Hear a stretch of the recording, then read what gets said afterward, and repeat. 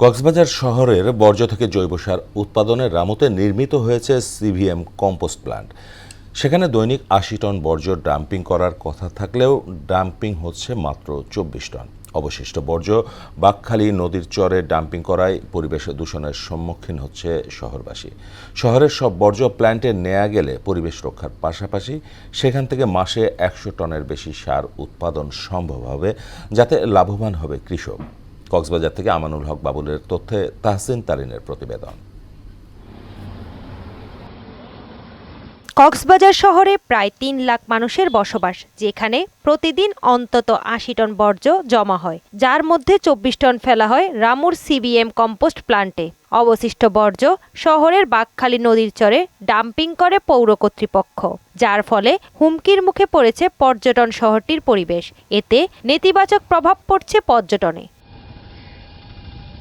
শহরের বর্জ্য থেকে মাসে প্রায় ১৫ টন জৈব সার উৎপাদন করা হয়। উৎপাদিত সার স্বল্প মূল্যে কৃষকদের মাঝে সরবরাহ করা হলে কৃষি উৎপাদন বাড়বে বলে মনে করেন স্থানীয়রা।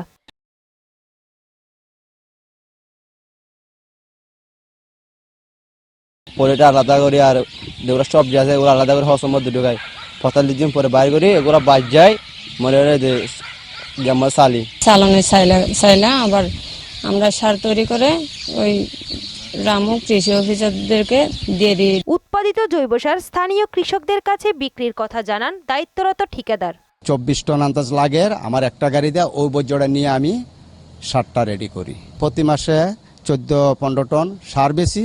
সুন্দর পরিচ্ছন্ন নগরী গড়তে নির্দিষ্ট জায়গায় বর্জ্য ফেলার আহ্বান জানালেন নাগরিক ফোরামের এই নেতা। তারা খোলা জায়গায় না রেখে তাদের নির্দিষ্ট রিসাইক্লিং সেন্টার সেন্দাতে নিয়ে যাবে এবং সেখান থেকে এটাকে জৈব সারে রূপান্তরিত করবে। সব বর্জ্য কারখানায় রিসাইক্লিং করে জৈব সার উৎপাদনের মাধ্যমে শহর পরিচ্ছন্ন রাখার উদ্যোগের কথা জানালেন জেলা প্রশাসক। বর্জ্যগুলো আছে সেগুলোকে যদি আমরা রিসাইকেল করে আমরা যদি কিংবা প্রসেস করে থেকে সারে উৎপাদন করা কিংবা এটা যদি অল্টারনেটিভ অন্যান্য ইউজে পরিণত করা যায়, তাহলে আমরা এখান থেকে কয়েক ধরনের সুবিধা পাবো। পরিবেশ দূষণ রোধ ও জীববৈচিত্র্য রক্ষায় অবিলম্বে বাঁকখালীর চরে বর্জ্য অপসারণ বন্ধের তাগিদ দিয়েছেন পরিবেশবিদরা। তাহসিন তারিন, মোহনা সংবাদ।